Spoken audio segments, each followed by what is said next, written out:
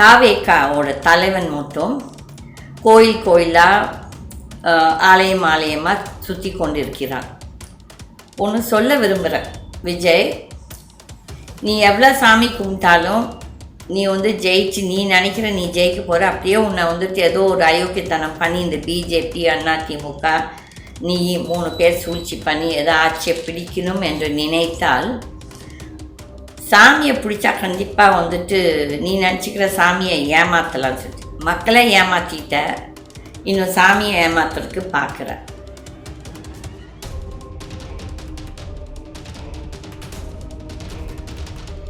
அந்த இருந்த தீய சக்தியை எவ்வளோ மேல் உண்ண விடண்டு அவங்களும் ஊழல்வாதிகள் தான், இல்லைன்னு நான் சொல்லல. ஆனால் நீ வந்தால் எப்பேற்பட்ட இதாக இருக்கணும். இப்போ இந்த ட்ரம்ப் எப்படி அமெரிக்காவை சீரழிச்சிட்டு உலக பொருளாதாரத்தையே சீரழிச்சிட்டான், அந்த மாதிரி நீயும் ஒரு பெரிய மென்டல். உனக்கு உன்னோட ப்ரையாரிட்டிஸ், உனக்கு எது முக்கியமான உன் வாழ்க்கையில் எது முக்கியம்னா நீ குடிகாரன். உனக்கு அந்த குடி, போதை, ட்ரக்ஸு, அதுக்கப்புறம் இந்த பொம்பளை பின்னால் பொறுக்கிட்டு இருக்கிறது தான் உன்னோட மெயின் குறிக்கோள் வாழ்க்கை. அப்படி இருக்கிறதவன் நீ உன் குடும்பத்தையே நீ சரியாக ஒழுக்கமாக நடத்தாதவன் நீ எப்படி மக்களோட பிரச்சனையை பார்ப்ப?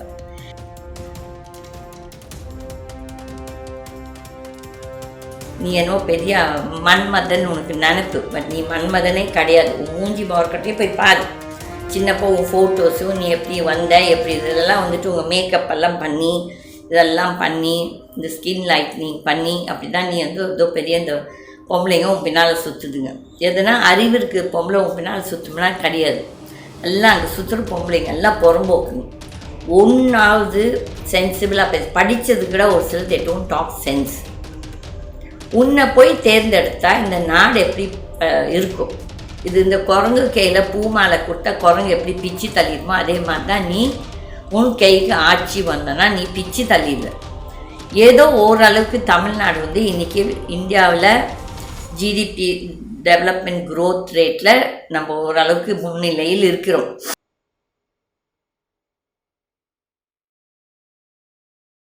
சர்ச்சா போய் இது போடுறல, நீல் டவுன் பண்ணுற, மண்டி போட்டுட்டு இது ட்ராமா போட்டுருக்கிற.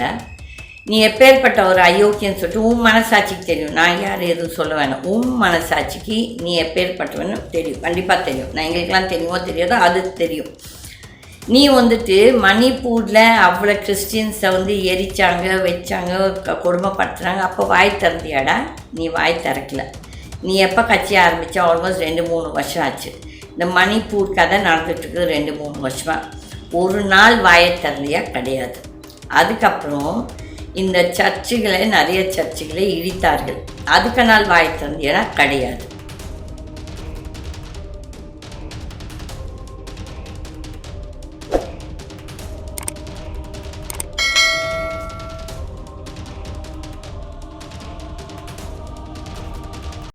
வணக்கம் கீதா டிவிஎன் சுதந்திரா பார்ட்டி நேயர்களுக்கு. இன்னும் ஒரு சில நாட்கள் தான், 5 தினங்கள் இருக்கிறதுன்னு நினைக்கிறேன் இந்த சட்டமன்ற எண்ணிக்கை, வாக்கு எண்ணிக்கைக்கு. அதுக்குள்ளார இந்த ஜேர்னலிஸ்ட், இந்த பொலிட்டிக்கல் அனலிஸ்ட் 1000 பேர் 1000 கதையை சொல்லி கொண்டிருக்கிறார்கள். பட் உண்மையான இது அந்த கடவுளுக்கு தான் தெரியும் என்ன நடக்க போகுதுன்னு சொல்லிச்சு. என்னை பொறுத்தவரையிலையும் இந்த தடவை சித்தராட்சி வருது மாதிரி தெரியல. ஏன்னா நல்லவர்கள் யாருமே போட்டி இடலை, இதுதான் உண்மையான நிலை. ஆனால் அதுக்குள்ளார திமுகவோட தலைவர்கள் எல்லாரும் அவங்க ஒருத்தர் கொடைக்கானல் போயிட்டாங்க, ஒருத்தர் துபாய் போயிட்டாங்க. அதிமுகவில் ஒன்றும் ஒரு கதையும் தெரியல. இந்த தாவேக்காவோட தலைவன் மட்டும் கோயில் கோயிலாக ஆலயம் ஆலயமாக சுற்றி கொண்டிருக்கிறான். ஒன்று சொல்ல விரும்புகிறேன் விஜய், நீ எவ்வளோ சாமி கும்பிட்டாலும் நீ ஜெயிச்சு நீ நினைக்கிற நீ ஜெயிக்க போகிற, அப்படியே உன்னை ஏதோ ஒரு அயோக்கியத்தனம் பண்ணி இந்த பிஜேபி அதிமுக நீ 3 பேர் சூழ்ச்சி பண்ணி ஏதோ ஆட்சியை பிடிக்கணும் என்று நினைத்தால் சாமியை பிடிச்சா கண்டிப்பாக நீ நினச்சிக்கிற சாமியை ஏமாற்றலாம் சொல்லி மக்களை ஏமாற்றிட்ட, இன்னும் சாமியை ஏமாத்துறதுக்கு பார்க்குற. நீ வந்துட்டு சர்ச்சாக போய் இது போடுறல, நீல் டவுன் பண்ணுற, மண்டி போட்டுட்டு இது ட்ராமா போட்டுருக்கிற. நீ எப்பேற்பட்ட ஒரு அயோக்கியன்னு சொல்லிட்டு உன் மனசாட்சிக்கு தெரியும். நான் யார் எதுவும் சொல்ல வேணாம். உன் மனசாட்சிக்கு நீ எப்பேற்பட்டவன்னு தெரியும், கண்டிப்பாக தெரியும். நான் எங்களுக்கெல்லாம் தெரியுமோ தெரியாதோ அது தெரியும். நீ வந்துட்டு மணிப்பூரில் அவ்வளோ கிறிஸ்டின்ஸை வந்து எரிச்சாங்க, வச்சாங்க, கொடுமைப்படுத்துனாங்க. அப்போ வாய் திறந்தியாடா? நீ வாய் திறக்கல. நீ எப்போ கட்சி ஆரம்பித்தா? ஆல்மோஸ்ட் 2-3 வருஷம் ஆச்சு. இந்த மணிப்பூர் கதை நடந்துட்டுருக்குது 2-3 வருஷமாக. ஒரு நாள் வாயை திறந்தியா? கிடையாது. அதுக்கப்புறம் இந்த சர்ச்சுகளை, நிறைய சர்ச்சுகளை இடித்தார்கள். அதுக்கு நாள் வாயை திறந்தியா? கிடையாது. அவ எதுக்கு தான் நீ வாயை திறப்படா? நீ வாயில் என்ன இது போண்டா வச்சுருக்கிறியா? கத்துற இல்லை, திமுக தீய சக்தி, தீய சக்தி. சரி, தீய சக்தி தான். நீ எவ்வளோத்துக்கு யோகியமானவன்? இப்போ நான் வந்துட்டு அவங்கள தீய சக்தின்னு சொல்கிறதுக்கு முன்னால் நான் முதல் யோகியமானவளான்னு சொல்லி பார்த்துக்கணும். அது இல்லாதப்போ என்னத்துக்காக நீ இப்படி குத்திக்கிற? ஏன்னா உன்னை பின்பற்றும் பைத்தியங்க வந்துட்டு அதுங்க பைத்தியம் தெரிஞ்சிட்டே நீ வந்து அதுங்களோட விளையாடுற, அந்த பைத்தியங்களோட. ஓகே, அப்போ வந்து நீ எப்பேற்பட்ட ஒரு அயோக்கியன், சூழ்ச்சிக்காரன். உன் மைண்ட் எல்லாம் ஃபுல்லாக ஈவில். அதான் நான் சொல்கிறேன், ஜீசஸ் கீப்ஸ் டெல்லிங் மீ, நீ வந்து ஒரு சாத்தான், நீ வந்து ஒரு சாத்தான். அதுக்கு தக்க தண்டனை உனக்கு கிடைக்கும். ஆனால் இந்த மக்களை ஏமாற்றி ஆட்சிக்கு வரணும்னு நீ நினச்சின்னா அது வந்து ரொம்ப நாள் நீடிக்காது உனக்கு. ஒன்று அப்படி வந்தால், வராட்டி நீ முடிஞ்ச, நீ சத்தியமாக முடிஞ்ச. நீ பேசின பேச்சுக்கு, உன்னோட இருந்தவனுங்க பேசின பேச்சுக்கு நான் கடவுள்கிட்ட என்ன வேண்டிக்கிறேன்னு தெரியுங்களா? அந்த இருந்த தீய சக்தியை எவ்வளோ மேல் உன்னை விடன்ட்டு. அவங்களும் ஊழல்வாதிகள் தான், இல்லை நான் சொல்லலை.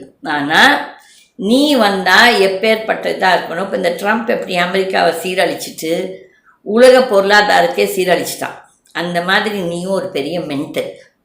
உனக்கு வந்து உன்னோட ப்ரையாரிட்டிஸ், உனக்கு எது முக்கியமான, உன் வாழ்க்கையில் எது முக்கியம்னா நீ வந்து குடிகாரன். உனக்கு அந்த குடி, போதை, ட்ரக்ஸு, அதுக்கப்புறம் இந்த பொம்பளை பின்னால் பொறுக்கிட்டு இருக்கிறது தான் உன்னோட மெயின் குறிக்கோள் வாழ்க்கை.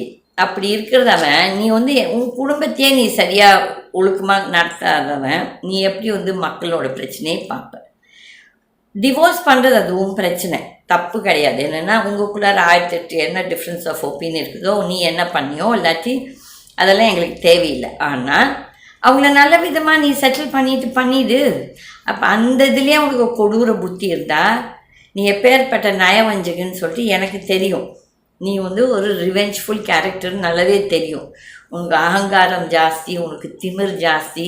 நீ என்னவோ பெரிய மன்மதன் உனக்கு நினைப்பு. பட் நீ மன்மதனே கிடையாது. உன் மூஞ்சி பவர்கிட்டே போய் பாரு. சின்னப்போ உன் ஃபோட்டோஸும் நீ எப்படி வந்த, எப்படி இதெல்லாம் வந்துட்டு உங்கள் மேக்கப் எல்லாம் பண்ணி, இதெல்லாம் பண்ணி, இந்த ஸ்கின் லைட்னிங் பண்ணி, அப்படி தான் நீ வந்து ஏதோ பெரிய இந்த பொம்பளைங்க உன் பின்னால் சுற்றுதுங்க. எதுனா அறிவு இருக்குது பொம்பளை உன் பின்னால் சுற்றும்னா கிடையாது. எல்லாம் அங்கே சுற்றுற பொம்பளைங்க எல்லாம் புறம்போக்குங்க. ஒன்றாவது சென்சிபிளாக படித்தது கூட ஒரு சிலர் தே டோன்ட் டாக் சென்ஸ். உன்னை போய் தேர்ந்தெடுத்தா இந்த நாடு எப்படி இருக்கும்? இது இந்த குரங்கு கையில் பூமாலை கொடுத்தா குரங்கு எப்படி பிச்சு தள்ளிடுமோ அதே மாதிரி தான் நீ உன் கைக்கு ஆட்சி வந்தனா நீ பிச்சு தள்ளிடுவ. ஏதோ ஓரளவுக்கு தமிழ்நாடு வந்து இன்றைக்கி இந்தியாவில் ஜிடிபி டெவலப்மெண்ட் க்ரோத் ரேட்டில் நம்ம ஓரளவுக்கு முன்னிலையில் இருக்கிறோம். அது ஓரளவுக்கு நம்ம வந்துட்டு டிஎம்கே கட்சிக்கு நம்ம we can give that credit. ஆனால் அங்கேயும் ஊழல் நடக்குது. அதுக்குன்னு சொல்லிட்டு அவங்க இந்த பக்கம் நல்லது பண்ணுறால அந்த பக்கம் ஊழல் பண்ணால் ரைட்டுன்னு சொன்னால் கிடையாது. அவங்களுக்கும் தக்க தண்டனை கிடைக்கணும். ஆனால் இது வந்து இந்த எலெக்ஷன் நான் எப்போவும் சொன்னேன், 2026 ஒரு வித்தியாசமான எலெக்ஷன்னா நிஜமாகவே ஒரு வித்தியாசமான எலெக்ஷன். இதில் வந்து யாராலையும் எதுவும் சொல்ல முடியல. அப்போ வந்துட்டு நீ வந்து இப்போ வந்து உன் கைக்கு ஆட்சி கொடுத்துடணும்னு நீ நினச்சா நீ உருப்படியாக உன்னோட கம்பெனி அக்கௌண்ட் சொன்னாலும் நடத்த முடியுமா? இல்லாட்டி நீ எதனா ஒன்று பொருளாதாரத்துக்காக எதனா ஒன்று பேசியிருக்கிறியா? எதனா சென்சிபிளாக பேசுகிறியா? எதனா நீ பேசுகிற பேச்சு எதனா அறிவோடு இருக்குதுன்னா கிடையாது. நீ வந்து ஒரு நாள் மீட்டிங் நடத்துகிற, ஒரு நாள் மீட்டிங்கில் ரத்து பண்ணிடுற. அதுலேயே தெரியுது நீ எந்த அளவுக்கு இந்த நாட்டை நடத்த வேண்டும். இது நாடப்பா, இது வந்து உன் வீடு கிடையாது. உன் வீட்டை நீ சீர்குலைச்சிட்ட. அந்த வீட்டை எப்படி சீர்குலைச்சியோ அதே மாதிரி தான் நாட்டையும் நீ சீரழிப்ப. இது உண்மை. உன் தற்குடி உன்னை ஃபாலோ பண்ணுறவெல்லாம் ஒரு வந்துட்டு அவன்லாம் வந்து நாட்டுக்கு ஒரு கேடு, அவன் வீட்டுக்கு ஒரு கேடு. அந்த சனிங்க ஒழிஞ்சு நான் அதை பற்றி கவலையே பட மாட்டேன். ஏனென்றால் அவங்கெல்லாம் ஒழிய வேண்டியவன், அழிய வேண்டியவன். என்றைக்கு ஒருத்த வந்து பைத்தியக்காரத்தனமாக நாட்டை வந்து விலை பேசி ஒரு பைத்தியக்காரனுக்கிட்ட அந்த பைத்தியம் இன்னொரு பைத்தியத்துக்கு கொடுக்குதுங்க. அப்படி ஒரு நிலைமை வந்தான்னா தமிழ்நாடே சீரழிஞ்சு போயிடும். இந்த இவ்வளோ வருஷம் டெவலப் பண்ணது எல்லாமே சீரழிஞ்சிடும். நான் கடவுள்கிட்ட வேண்டிக்கிறேன், கடவுள் உன்னோட பிரார்த்தனைக்கு பதில் கொடுப்பாரா இல்லாட்டி என் பிரார்த்தனைக்கு பதில் கொடுப்பாரா தெரியாது, கொஷின் மார்க். ஆனால் கண்டிப்பாக உன்னை வந்து சிஎம்மாக உட்கார வச்சார்னா அதுக்கப்புறம் நான் வந்துட்டு எனக்கெல்லாம் கவலையே கிடையாது. நான் கடவுளையே திட்டுறதால் தான், கடவுளையே நல்லா திட்டுவேன். ஓகே, உன் மாதிரி ஒரு பரதேசி அரசியலுக்கு வந்து நாட்டோட பொருளாதாரத்தை மொத்தத்தையும் சீரழிச்சிருவேன். லா அண்ட் ஆர்டர் சீரழியும், எல்லாமே சீரழியும். நீயே ஒரு குடிகார பையன், உன் குடிகார பையன் கையில் நம்ம இதெல்லாம் கொடுத்தானா நாடு எப்படி உட்படும்? அதுக்குன்னு சொல்லிட்டு உதயநிதி பெரிய கிரேட் இல்லாட்டி மற்றவங்க கிரேட் நான் சொல்ல. பட் அட்லீஸ்ட் உதயநிதி இந்த எலெக்ஷன் டைமில் எல்லா தொகுதிக்கு ஏதோ போய் எலெக்ஷன் கேம்பெயின் பண்ணுது. அதே மாதிரி ஸ்டாலின் வந்து வயசில் உன்னை விட மூத்தவர், அப்படி இருந்தும் அவர் வந்து உடம்பு சரியில்லாட்டியும் போகிறார். ஏன்னா நீ பரதேசி பிச்சைக்கார பையனே, நீ வந்துட்டு திமிருத்தனா வெட்டில் நீ நினச்சிட்டு இருக்கிற உன் பைத்தியெல்லாம் உனக்கு ஓட் போட்டுரும், ஐயர் நம்ம ஒன்றும் போக வேண்டாம்னு நினச்சி. ஆனால் நான் கடவுள்கிட்ட வேண்டிக்கிறேன், ஏதோ ஒரு அதிசயம் நடந்தே தீரணும். நான் சொல்கிறேன், இந்த எலெக்ஷனில் ஒரு அதிசயம் நடக்கும்னு சொல்லிட்டு முதலேருந்தே சொல்கிறேன். அந்த அதிசயம் நடந்தால் நீயும் அந்த இபிஎஸ் நீங்கள் 2 பேர் மட்டும் நாட்டுக்கு ஒரு கேடு. அதுக்கப்புறம் நாங்கள் டிஎம்கேவை எப்படியோ பார்த்துக்கிறோம், அவங்களும் அடி வாங்குவாங்க. ஏன்னா அவங்களுக்கும் இது ஒரு செருப்படி தான் இந்த எலெக்ஷன். என்னென்னா அவங்களும் தெரிஞ்சுக்கணும், தட் இஸ் மக்கள் ஒரு மாற்றத்தை எதிர்பார்க்குறாங்க. கண்டிப்பாக இல்லைன்னு சொல்ல, மக்கள் மாற்றம் வேண்டும்னு ரொம்ப ரொம்ப எதிர்பார்க்குறாங்க. Even I am expect. ஆனால் அந்த மாற்றம் நீ கிடையாது. நீ வந்துட்டு ஒன்றா நம்பல் பொம்பளை பொறுக்கி அயோக்கியன் எல்லாமே. அப்படி இருக்கச்ச நாடு எப்படி குட்டி செவராயிடும் சொல்லிட்டு எனக்கு பயமாக இருக்கிறது. ஏன்னா முதலியே உலகமே ஒரு பொருளாதார பிரச்சனையில் மாட்டிக்கொண்டு இந்த உலகப்போர் மாதிரி ஒரு situation between Iran and America and Israel, இது வந்து எவ்வளோ பேருக்கு இந்த விலைவாசி ஏறி இருக்கு.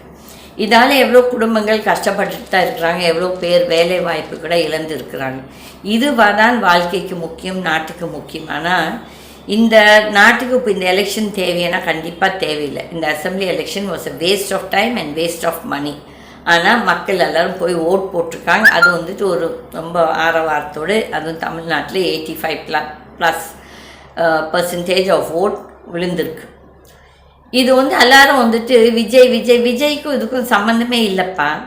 இன்ஃபேக்ட் விஜய் இடியட் வந்துட்டு அந்த எஸ்ஐஆர் அவங்க கட்சிக்காரங்க ஒரு உருப்படியாக அந்த எஸ்ஐஆர் ஃபார்ம் கூட ஃபில்அப் பண்ணி கொடுக்கல. எல்லாம் பைத்தியங்களாட்டு பேசிகிட்டு இருக்குது. நாங்கள் போனோம், இது திமுக சதி. முட்டாளுங்களா, எனக்கு திமுக பார்த்து மேலே எவ்வளோ பிரச்சனை கோவம் இருந்தாலும் கூட நம்ம வந்து நல்லதாக சொல்லணும். அந்த திமுக பார்ட்டி தான் இந்தியாவிலேயே வச்சு உருப்படியாக அந்த எஸ்ஐஆர் ஃபார்ம்ஸை ஒழுக்கமாக ஃபில்அப் பண்ணி அதால் நிறைய தற்கூரிங்களுக்கு ஓட்டு உரிமை கிடச்சிருக்கு. அதை யோசிக்காமல் என்னமோ எடுத்ததுக்கெல்லாம் திமுக உன் தலைவன் என்ன பெரிய உத்தம புத்திரனா? டேய் விஜய், நான் சொல்கிறேன், இங்கே உன்னை மட்டும் அந்த திருச்செந்தூர் முருகன் உனக்கு ஜெயிக்க வச்சிருச்சுன்னா அந்த முருகன் என்கிட்ட கண்டிப்பாக அடி வாங்கியே தீர்வான். அது மட்டும் உண்மை. நீ யார் என்ன கடவுள் பக்தி அவங்க பார்த்தாலே எனக்கு அதை பற்றி கவலை இல்லை. நீ வந்துட்டு பெரிய வேலை தூக்கிட்டே அதுக்கு மட்டும் உனக்கால காலையில் போக முடியுது.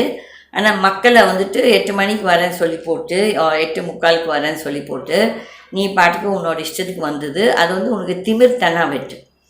நீ வந்து அங்கே போய் ட்ராமாலாம் போட்டானா உன் முருகன் உடனே இந்த வேல் எடுத்ததால் உனக்கு வந்து அப்படியே உனக்கு ஆசீர்வாதம் போட்டுருவாருன்னு நினச்சிக்காது. அப்படிக்கு இப்படி அந்த முருகன் அப்படி பண்ணிடுச்சு. அதுக்கப்புறம் எனக்கும் முருகனுக்கு தான் பேச்சுவார்த்தை கண்டிப்பாக நடக்கும். நான் உங்களாட்டெல்லாம் கடவுள்கிட்ட வந்து பயந்துட்டு கடவுளே நீ என்ன இல்லை, நான் கடவுள்கிட்டயோ டேய் என்னடா இப்படி பண்ணுறேன்னு சொல்லி கேட்பேன். ஏனென்றால் அவங்களும் தவறு செய்தால் கேள்வி கேட்கணும். கடவுள் தவறு செய்தாலும் குற்றம் குற்றமே தான். உன் மாதிரி ஒரு தர்தலி, உன் மாதிரி ஒரு அயோக்கியன், பொம்பளை பொறுக்கி, குடிகார பையன், குடும்பத்தை ஒழுக்கமாக பார்க்க தெரியாத ஒரு அயோக்கிய ராஸ்கல் உன்னையெல்லாம் வந்துட்டு ஒரு சிஎம்மாக ஆச்சுன்னா இந்த தமிழ்நாடு ஸ்டேட்டு நாடு என்ன ஆகும்? இந்த ஓட் போடுறவன் ஒவ்வொருத்தரும் அழியணும். எவ்வளோ அந்த அயோக்கியனுங்களுக்கு ஓட் போடுறோம், எல்லாருமே எல்லா கட்சியிலையும் அயோக்கியன் தான். எவன் அயோக்கியனுக்கு ஓட் போட்டு தேர்ந்தெடுக்கிறாங்களோ அவங்க எல்லாரும் அழிவது. ஏன்னா ஒரு கட்சியில் கூட ஒரு உருப்படியான கேண்டிடேட் எக்ஸப்ட் ஒரு 5% or 10%, மற்றவங்கெல்லாம் இந்த ஊழல்வாதிங்க தான். இப்போது இந்த துரைமுருகன் அந்த ஆளுக்கு என்ன வயசு? அவனுக்கு பாருங்க எப்படி பேராசை. தான் பையனும் மெம்பர் ஆஃப் பார்லிமெண்ட்டாக இருக்கணும், தானும் எம்எல்ஏ ஆகி மந்திரி ஆகணும். இந்த பேராசை பெருநஷ்டம் சொல்லுவாங்க. இது கண்டிப்பாக நம்ம தமிழ்நாட்டு அரசியல்வாதிங்க எல்லாத்துக்குமே பொருந்தும். 99.99% எல்லாருமே ஊழல்வாதிகள் தான். மக்கள் நம்ம அவங்கள மட்டும் தப்பு சொல்ல வேண்டாம். நம்ம எந்த அளவுக்கு யோகியமாக இருக்கிறோம், நம்ம எந்த அளவுக்கு நியாயமாக வாழ்கிறோம், நம்ம எந்த அளவுக்கு லா அண்ட் ஆர்டர் நம்ம ஃபாலோ பண்ணுறோம், நம்ம எவ்வளோ அளவுக்கு நம்ம நாட்டை அசிங்கம் பண்ணாமல் நம்ம வைத்திருக்கிறோம் சொன்னால் நம்மளும் அயோக்கியர்கள் தான். இப்போ இந்த காரில் போயிட்டே இருக்கும்போது கார்லேருந்து ஒரு வாழைப்பழத்தோலை ரோட்டில் வீசுவாங்க, இல்லாட்டி பேப்பரை வீசுவாங்க. அதுக்குன்னு ஒரு குப்பை தொட்டி இருக்குது, இல்லாட்டி உங்கள் வீட்டில் போய் உங்கள் வீட்டு குப்பை தொட்டியில் போடணும். ஆனால் அது கிடையாது, இங்கே தான் போடுவாங்க. இந்த படித்த இளைஞர்கள் நீங்கள் போய் இந்த விஜயை பின்பற்றினால் இதை விட கேடு வேறு எதுவுமே கிடையாது, வேறு எதுவுமே கிடையாது. நீங்கள் அந்த பாவம், பெரிய பாவத்தில் நீங்கள் ஒரு பங்கு கொள்றீங்கன்னு சொல்லித்தான் நான் சொல்லுவேன். ஐயால இது வெறும் அரசியல்வாதிகள் மட்டும் கிடையாது, மக்களும் இந்த தவறில் ஒரு பங்கு, இந்த தவறு நம்மளுக்கும் ஒரு பங்கு இருக்கிறது. ஸோ படித்தவர்கள் மூளையை யூஸ் பண்ணி, படிக்காதவர்கள் சம்டைம்ஸ் ஆர் மோர் சென்சிபிள், அவங்க ஓரளவுக்கு சிந்திக்கிறாங்க. ஆனால் இந்த கட்சியா அந்த கட்சியா இந்த கட்சினா எல்லாருமே அயோக்கியர்கள் தான், எல்லாருமே ஊழல்வாதிகள் தான். ஆனால் அந்த கேண்டிடேட்ஸில் யார் நல்லவங்களும் தேர்ந்தெடுக்கணும். இல்லாட்டி நம்மளுக்கு இருக்கவே இருக்குது அந்த நோட்டா. ஆனால் அது முடிஞ்சாச்சு, எலெக்ஷன் முடிஞ்சாச்சு. நான்லாம் நோட்டாக்கு தான் ஓட் போட்டேன். ஏனென்றால் என்னோடய தொகுதியில் இருக்கும் எந்த ஒரு கேண்டிடேட்டும் உருப்படியாக எனக்கு தெரியல. ஓகே, அப்போ நான் நோட்டாக் போட்டேன். Because that's option. எனக்கு தேர்தல் ஆணையம் எனக்கு கொடுத்துருக்குது. எனக்கு இவங்க யாரையுமே பிடிக்கலன்னு சொல்லிட்டு எனக்கும் ஒரு ரைட் இருக்குது. ஸோ பேசியிருக்கோம். ஐயால மக்கள் இது ரொம்ப கஷ்டகாலமான காலங்கள் வரப்போகிறது. பொருளாதாரம் ரொம்ப வீக்கமாக இருக்க போகுது, பொருளாதார கஷ்டம் நிறைய வரப்போகிறது. நம்மளும் பொறுப்புள்ள ஒரு சிட்டிசனாக நாட்டை காப்பாற்றுறதுக்கு நம்மளும் ஒரு நல்லவர்களை தேர்ந்தெடுக்கணும். ஏதோ அயோக்கியனை தேர்ந்தெடுத்து அதுக்கப்புறம் கொடையது சொல்லுது, அது நம்ப முட்டாள்தனம். இப்போ என்னோட ஒரே ஒரு வேண்டுகோள் வித் கடவுள், அது முருகனாக இருக்கட்டும், சிவனாக இருக்கட்டும், ஜீசஸாக இருக்கட்டும், அல்லாவாக இருக்கட்டும், இந்த விஜய் என்ற ஒரு அயோக்கியனும் அந்த பழனிசாமி என்ற ஒரு அயோக்கியனும், இவங்க 2 பேர் வேறு யாரும் எந்த இதோ போட்டும். ஏன்னா நம்ம யாரையும் திருத்த முடியாது. ஆனால் இதெல்லாம் நம்ம யாரை தேர்ந்தெடுக்கிறோமோ அவங்களால தான் நம்மளுக்கு ஆபத்தே வருது. அதில் பங்கு நம்மளுக்கும் இருக்கிறது. மக்கள் சொல்லாதீங்க இவன் அது அவன் அது இது நம்ம எந்த அளவுக்கு பொறுப்பாக நடந்துக்கிறோம், நம்ம எந்த அளவுக்கு நியாயமாக நடந்துக்கிறோம், நம்ம எந்த அளவுக்கு நாட்டோட டாக்ஸஸ் ஒழுக்கமாக கட்டுறோம், நம்ம எந்த அளவுக்கு பெரியவங்க பேச்சு கேட்குறோம், எதுவுமே கிடையாது. இப்போ பாருங்கள், அந்த விஜயை பின்பற்றும் அந்த பெண்கள் ஆகட்டும் சரி, அந்த ஆண்கள் ஆகட்டும் சரி, எல்லாம் ட்ரக் அடிக்ட்ஸு. அவங்க மூஞ்சி முகரக்கட்டை அந்த முடியை பூச்சாண்டிங்க மாதிரி வச்சுக்கிட்டு குதின்னு குதிக்கிறானுங்க. அவங்களாம் நிலைமையில் இருக்காங்கன்னா கிடையாது. இந்த நிலைமையற்றவர்கள் ஒரு தேர்ந்தெடுத்து ஒரு அயோக்கியனை தேர்ந்தெடுத்தால் அதை விட கெட்ட காலம் வேறு எதுவுமே கிடையாது. மக்கள் இனிமேல் வரும் காலம் ரொம்ப கஷ்டமாக தான் இருக்க போகிறது. அது நம்ம கையால் நம்மளே தேர்ந்தெடுத்த ஒரு தீங்கு. யோசிங்க, யார் உங்களோட தலைவராக இருக்கணும்னு சொல்லிட்டு நீங்கள் தான் யோசிக்கணும். அது உங்கள் கையில் தான் இருக்கிறது. இது ரொம்ப ஒரு இது எதுக்கு ஒரு கடவுளை முட்டாளாக்குறான்னா, இந்த பரதேசி, இந்த விஜய் பரதேசி எப்படி இந்த விஜய் பரதேசி